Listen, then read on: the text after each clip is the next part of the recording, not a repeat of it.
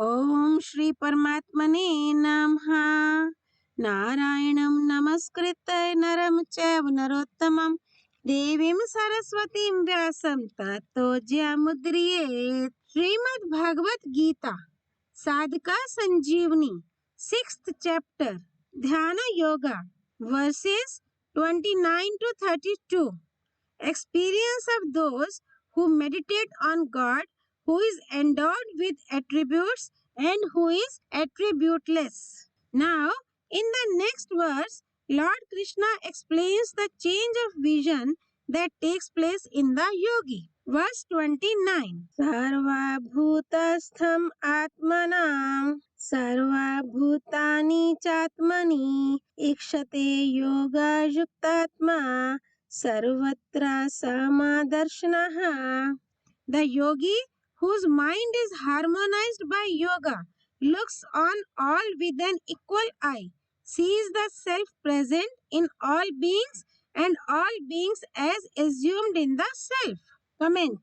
The yogi sees the same divinity in all, as sweetmeats in the shape of various birds, animals, and men are made of the same stuff, sugar, various arms and weapons of iron, various toys of clay, and various ornaments of gold.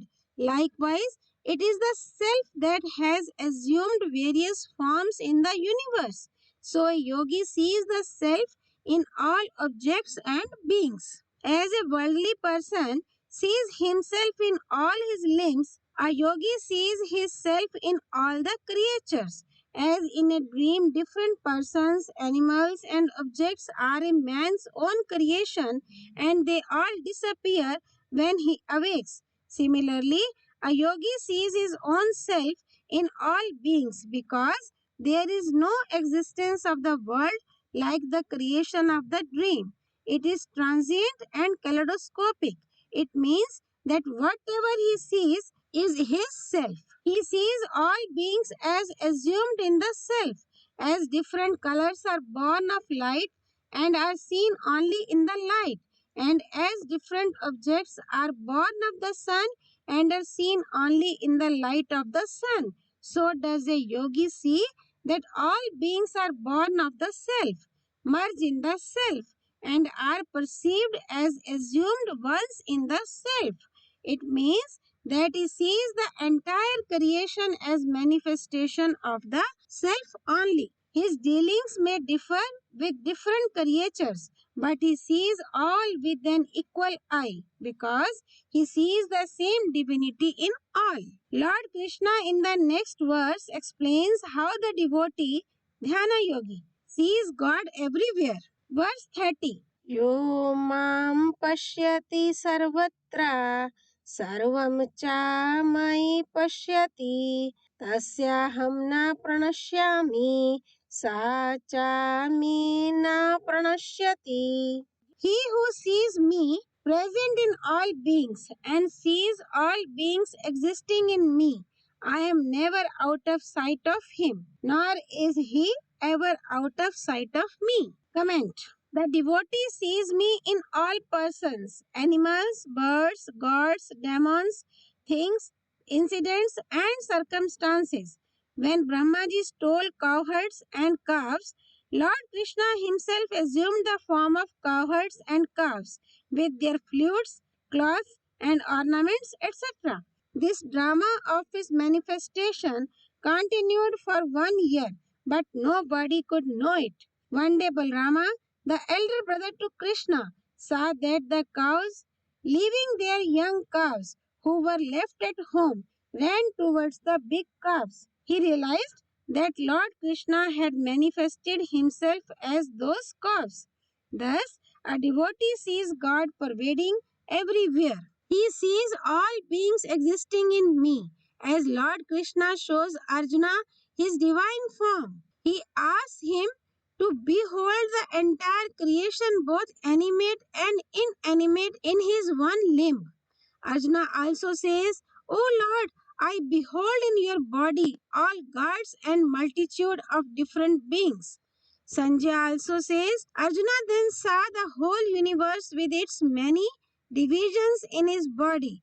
Thus, a devotee sees the whole creation existing in him. When a devotee sees God everywhere, God also sees him everywhere because Lord Krishna declares, "Howsoever men approach me, even so do I seek them." It means that when a devotee identifies himself with God, God in his universal self sees him everywhere. Thus, he is never out of his sight. Now, a question arises, why Lord Krishna says that the devotee only is never out of his sight when he declares, "I know the beings of the past, the present, and the future." The answer is that though no one is out of sight of the Lord sees him everywhere, who sees the Lord everywhere. But for those who have a disinclination for God and are attached to the world, he is not manifest. Because of his disinclination for him, he also remains out of his sight. The relationship between the devotee and the Lord is further elucidated. Verse 31. Sarva bhuta sthitam yo mam bhajtya ekvam asthitaha sarvatha vartmano api sa yogi mai vartate. He who, established in unity, worships me, abiding in all beings, though engaged in all forms of activities, dwells in me. Comment. A devotee identifies himself with God, who abides in all beings, namely, he develops intense love for him. In non-dualistic principle, the devotee has no identity of his own. His identity is merged in the Lord, while in dualistic principle, the Lord and the devotee assume separate entities outwardly, though inwardly they are one and the same. As a husband and a wife possessing two different bodies regard themselves as one and the same, and two friends also deem themselves one and the same. Due to intense love, duality does not remain. The devotee who worships God with wholehearted devotion gets established in communion with Him. This oneness and the sameness of the devotee and God is called Ekatvama Asthitaha. God pervades everywhere all the persons, things, incidents, and circumstances, etc. Namely, all is God. He puts on the appearance of the phenomena. This is worship to God. God abides in each and every particle of the universe. In ornaments made of gold, there is nothing but gold. When the ornaments were not made, there was gold. Now there is gold, and there will remain gold even when the ornaments are broken or spoiled. But it does not mean that there is gold only in those ornaments, not anywhere else. Similarly, God existed before the creation of the world. He exists now and he will exist at the end of the creation.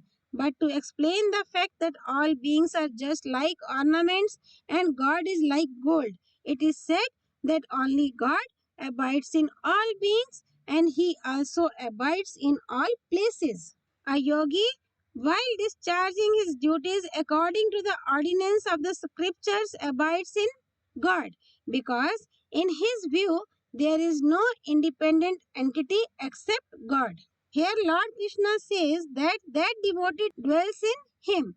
Here a question arises whether other creatures don't dwell in him. The answer is that all creatures dwell in him, but by attaching importance to the world, they neither know nor accept that they dwell in him. They, by having egoism and mindness, uphold this universe. They don't regard the world as manifestation of God, but regard it as a separate entity and attach importance to it by declaring, "We are worldly people," while a devotee realizes that it is God who manifests himself as the multitudinous beings, namely, all is God, and so he always dwells in him. Now, Lord Krishna explains the merit of an enlightened yogi, that is, who believes in God, who is without form and attributes. Verse 32. Atmopamyena sarvatra समं पश्यति यो अर्जुन सुखं वा यदि वा दुःखं स योगी परमो मतः.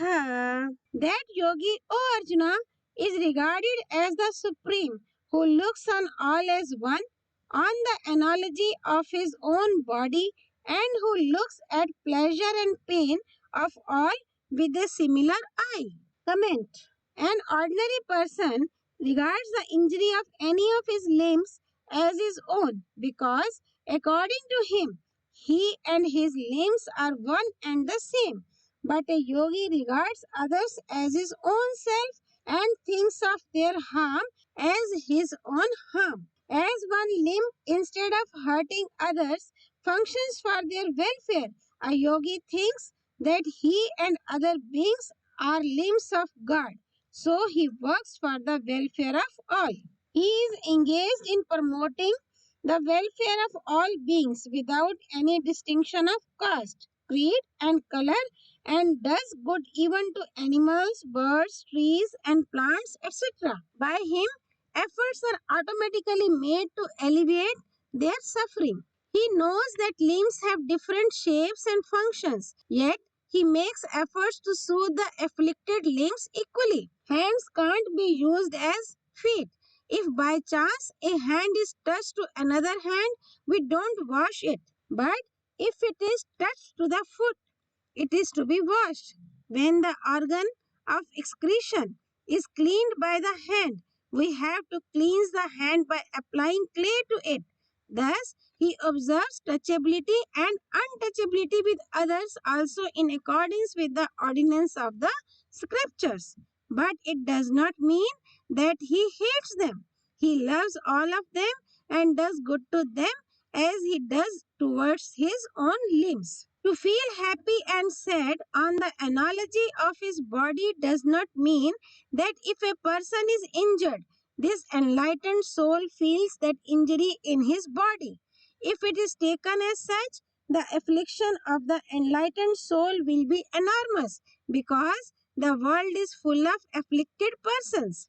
It means that as an ordinary and ignorant person attached to his body makes efforts to relieve bodily pain promptly, an enlightened soul does the same to others. And as the ignorant man is not proud of such type of actions performed for his body, the enlightened one is not proud of performing them for others.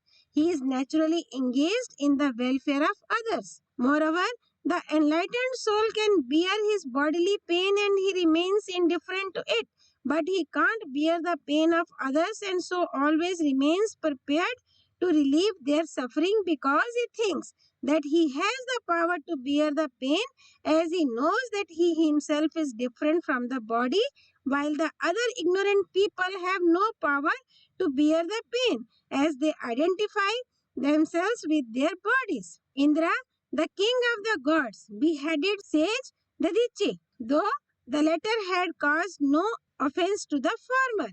The Richi was brought to life by Ashwini Kumaras, the twin sons of the sun, who are supposed to be the physicians of the gods. But when Indra demanded bones of the Richi to make a thunderbolt, the Richi offered him his bones by abandoning his body.